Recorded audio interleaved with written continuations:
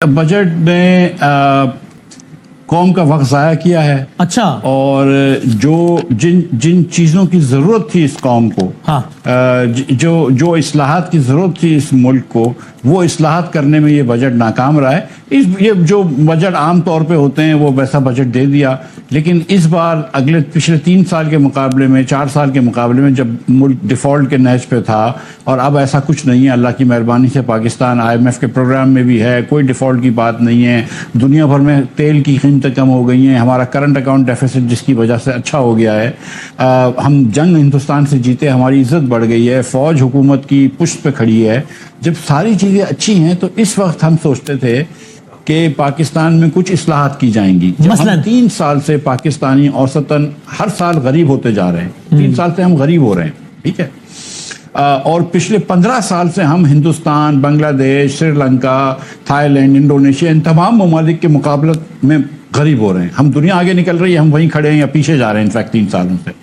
تو اب یہ وقت آ گیا ہے کہ اس قوم کے اندر آپ, اس قوم کے بچوں کی خاطر آپ کوئی فنڈامنٹل اصلاحات کریں.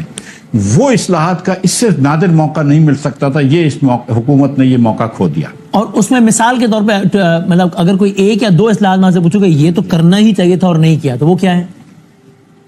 جی, ایک مثال کے طور پر اس سال آپ کیا جو افراط زر آپ کہہ رہے ہیں کہ 4.5% تھی, ٹھیک ہے. جب افراط زر 4.5% تھی تو کوئی مذائقہ نہیں تھا کہ حکومت کے اخراجات بھی 4.5-5% بڑھاتے. سویلین گورنمنٹ کے خرچہ آپ نے وہ 17% بڑھا دیا, جبکہ پچھلے سال آپ نے 22% بڑھایا تھا. اس سال 17% بڑھانے کی ضرورت نہیں تھی, آپ 5% بڑھا سکتے تھے, وہاں پہ آپ پیسے بچا سکتے تھے.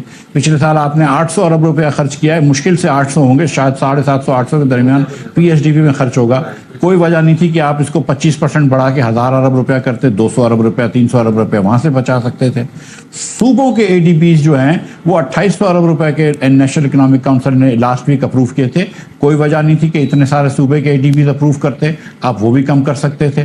اور یہ اگر پیسے آپ بچا لیتے صوبوں کے ADBs کے اندر, وفاق کے PSDP کے اندر, وفاق کے اخراجات میں, تو یہ پیسے لے کر آپ اس سے آپ تنخواہ دار طبقے کو ایک سبسٹینشل ریلیف دے سکتے تھے. آپ نے وہ ریلیف نہیں دی.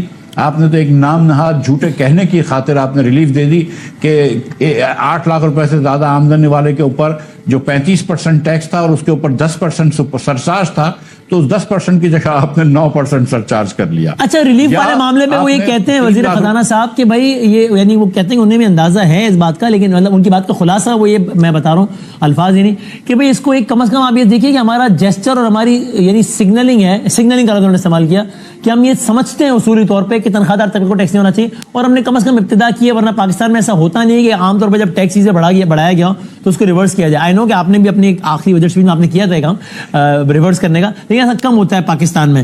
تو کہتے ہیں اس کو کم از کم ایسا سگنلنگ لیں, ہم نے آغاز کیا ہے کم از کم ایک اچھی چیز کا. نہیں دیکھیں, کوئی مطلب آغاز بھی اس کو کہنا جو ہے نا وہ غیر مناسب ہوگا. سچی بات یہ ہے. آپ یہ دیکھیں کہ 2000 ارب روپے سے آپ نے ٹیکس بڑھایا ہے. 1000 ارب روپیہ تو آپ کہہ رہے ہیں کہ مہنگائی کی وجہ سے یا معیشت بڑھنے کی وجہ سے ہم کو آ جائے گا. باقی 1000 ارب روپے کا مطلب ہے کہ اس کا مطلب ہے کہ آپ نے ایڈیشنل میجرز لیے ہیں. اب آپ بینک سے پیسے نکالنے جاتے ہیں تو پہلے 0.6% نکلتا تھا, اب 1% نکلنے لگا. آپ انٹرسٹ انکم ہوتی ہے, اگر آپ کا 1 کروڑ روپیہ پڑا ہوا ہے اور اس پہ آپ کو منافع ملتا ہے سال میں 10 لاکھ روپے کا, تو حکومت پہلے 15% ٹیکس لیتی تھی, اب 20% ٹیکس لے گی. آپ نے میوچل فنڈز نے اگر جو انویسٹمنٹ کی ہوئی ہے فکس ڈپازٹ انکم کے اندر, اس کے اوپر ٹیکس زیادہ لگ گیا. آپ نے کس کو مراد دی؟ آپ نے مراد دی سبسٹینشلی پراپرٹی ہولڈرز کو. وہاں پہ آپ نے ود ہولڈنگ ٹیکس کم کر دیے, وہاں پہ آپ نے ایکسائز ٹیکس ختم کر دیا. اسلام آباد کے اندر جہاں حکومت وفاق کر سکتی تھی وہاں پہ آپ نے اسٹیمپ ڈیوٹی کم کر دی. تو وہاں پہ تو سگنلنگ نہیں کری, وہاں پہ تو بھرپور آپ نے ریلیف دے دیا. یہاں پہ آپ کو سگنلنگ کرنے کی کیا ضرورت تھی؟ مطلب آپ نے ایکسپورٹرز کے اوپر یا بڑی کمپنیوں کے اوپر جن کا ٹیکس جو ہے وہ 20 سے 50 کروڑ روپے جن کا منافع ہو, ان کے آپ نے 10% سے کم کر کے 9.5% کیا ہے سپر ٹیکس. مطلب آپ پورا 1% بھی نہیں کر سکے. تو یہ کوئی سگنلنگ تو نہیں ہوئی نا, یہ تو نہ کرنے کے برابر باتیں ہوئی ہیں. آپ چاہتے تو آپ اتنے اخراجات نہیں بڑھاتے.